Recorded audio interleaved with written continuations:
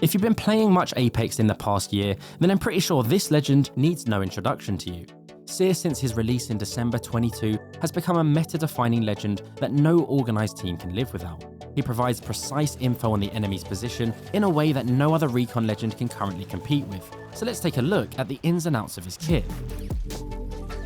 His passive is the start of this extensive feature list of enemy tracking abilities, which allows him just by aiming to see if there are any enemies within a cone in front of him, including arrows that will indicate how many enemies are in range and points to the exact direction the enemy are located, including if they're above or below you. Next up, if it wasn't enough that you could essentially sense where any nearby enemies are, you could try to catch them with his tactical. This sends a large beam of drones into the direction he's facing. It goes through any terrain, revealing enemies caught with an orange outline, and displays their exact remaining health and shield, including the quality of their Evo armor too.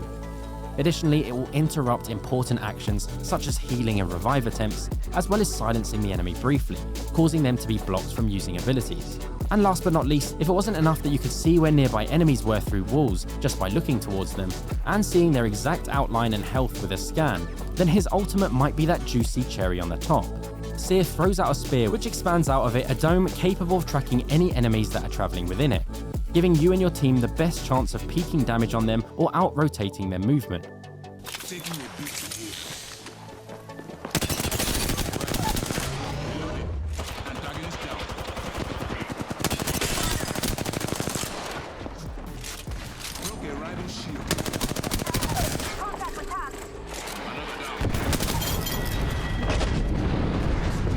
So that's the overview, but now we get into the useful details about his kit, how best to use Seer, and then how to play against it. Because right now, as you know, we're seeing him an awful lot in game. First off, I'll mention that Seer is a recon legend, so he can make use of beacons to scan the location of the next circle. This helps define a playstyle that suits him very well, being able to scope out the next location, as well as running ahead to scout enemy positions with his kit. Starting with his passive, which is one of the most feature-rich passives in the game, Seer gets this circle around his reticle. It comes up when aiming down sights, including giving him the ability to aim when weapons are stowed. The circle will be a blue colour by default, with the passive covering a 55-degree cone in front of him, turning yellow when you're looking directly at an enemy within a 75-meter range. The range can be visualized with this faint glowing blue line that molds around terrain so you can see how far it extends, or in some cases it can be useful to look at the cone shown on the minimap. The passive can be turned off using the secondary tactical keybind if you're finding it too much clutter for your screen, but I don't recommend it as it's absolutely core to his gameplay, and therefore if you don't like it you might just be better off picking another legend. Outside of this 75-meter range, there is still some minor use, as any enemy that you have line of sight of from any distance will be detected with a small blue arrow pointing towards them, which in some situations can provide information that could easily have been missed. The arrows when in range pulse to resemble a heartbeat, I guess as the passive itself is Heartseeker. And something that might be easily missed is how the speed of the pulsing and audio levels increases as it senses enemies with lower HP. Take a look at this.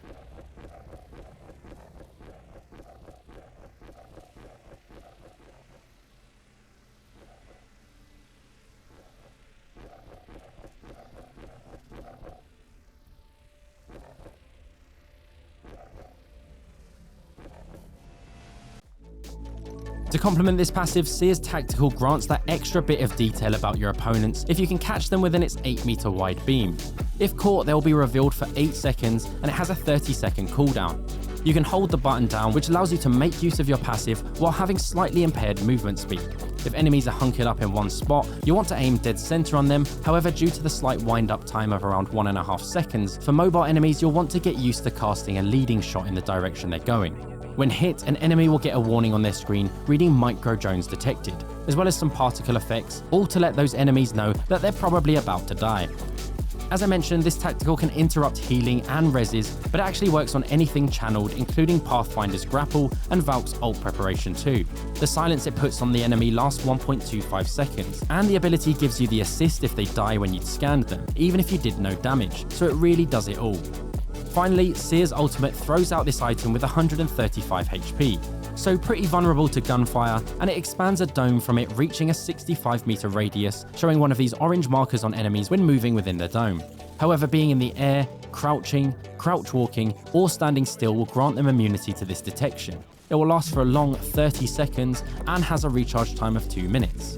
Something worth mentioning for both Seer's ult and tactical is a friendly one will be coloured entirely blue, whereas enemy ones will be accented with shades of red. Useful to know in the many situations where opposing Seers trade ults within the same part of the battlefield. So how to put this all together to play Seer as effectively as possible?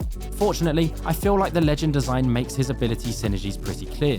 Seer is the kind of legend that only starts to feel good to play once you've learnt his kit. If you're used to aggressive legends who offer good movement, for example, initially Seer can feel lackluster in those same scenarios. However, learning to play a mix of being further back and scouting forward along with having more patience on the battlefield will allow you to utilise what is considered a top tier legend today. As someone who's always preferred legends that can hop in and disengage at a moment's notice, he took a while to really get used to, but was immediately adopted by the Bloodhound player friends of mine. Using Seer's passive everywhere you go is an essential way to make the most of his kit. The range is far enough that doing sweeping scans of your surroundings at regular intervals will drastically reduce your party's risk of getting third-partied without noticing, more than any other legend can. A useful tip is to predominantly use your holstered aim, as it will be your most mobile option and the quickest way to spin around compared to when you're aiming with most sights. Keeping up with rotations or even staying ahead to scout is also important, so it's useful to use slide jumps to maintain your speed while you use your passive mid-air. It can also be used on zip lines too for greater detection of the area you're zooming towards. The fact that you can check the status of an entire building with full confidence of it being empty is incredibly strong. Even on Bloodhound, you could scan a building but not be sure if you either didn't catch the whole building or if an enemy will turn up 2 seconds later. With Seer, if you're unsure, you just look again, and again, and again. You get the point, there's no cooldown, so no second guessing the safety of a position with Seer. Depending on terrain visibility, you can ensure that your passive extends past the area of interest by checking the blue line or making sure the cone on the minimap covers the entire building. When readying for a push on nearby enemies during a standoff, chaining your passive and centering your sight into a tactical is a surefire way to set up the scan and get the first shots in, which greatly stacks the fight in your favour.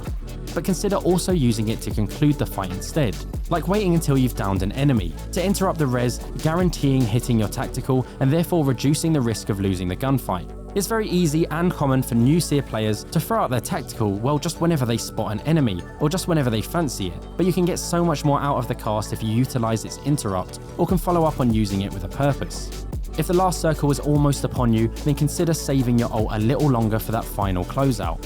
At this point, it will be able to cover the whole remaining area of the map, to give you the best chance of coming out on top. Just make sure that you position Seer's ult so that it isn't vulnerable to getting destroyed. It's low HP, so putting it behind cover or a floor above or below your enemies ensures that it lives out its full duration uncontested, leaving you ready to pick them off one at a time. So what do we need to consider when playing against Seer? As a general tip, you should always be actively thinking about what abilities your opponents have and if it's likely on cooldown. As Seer's abilities are particularly strong, you should avoid or at least be aware of holding an enclosed area with a Seer on the enemy team, as it most likely will allow him to plant his ult somewhere that is safe from you destroying it, giving them complete visibility of your team's movement. Of course, always have in mind that when caught in this, you can stay still, crouched, or go airborne in order to avoid detection or even cause confusion, as these blips in detection can give Seer players a false sense of confidence. Just remember though, you'll still be detectable by his passive at any time. Finally, his abilities have a fair amount of visual and noise presence, often giving away his precise location the moment he uses his tactical, making his team a bit more susceptible to a rotating third party. We've all been in teams that see the dome in the distance as it's clear a gunfight is going on, only to instantly head over there for a quick third party opportunity. For legend viability and pairing with Seer, Valkyrie provides that additional layer of long-range recon that Seer is lacking, giving that pairing absolute top-tier long and close-range enemy visibility. Catalyst synergies are strong too, with Seer's ult comboing very easily with her ult, granting vision of enemies across her wall. Bangalore can also be a great pick as she obscures the battlefield with her smoke grenades, increasing the value of Seer's enemy detection kit greatly. And finally, my favourite pairing I've come across so far is with Bloodhound. You can never have too many scans in a team, but the nature of their kit allows them to chain scans together really well, and it makes for chasing down teams unbelievably easy. In general though, Seer's broad and valuable kit makes him a good pick into pretty much anything right now, so he's highly flexible in terms of comps. Once you've learned the ins and outs for Seer and can play him comfortably in ranked, I suggest you take a look at a number of pros who use Seer often. The most notable ones for me have been His Watson and Imperial Hal, who who have taken Seer many times into pro play, and Forget Dat, who is just the living embodiment of Seer, with the highest number of Seer kills than any other person amongst other accolades, with literally no close second place. These guys play the game at the highest level and use strats that are outside the scope of this video, but if and when you're looking to take things to that next level, I'm sure they've got you covered.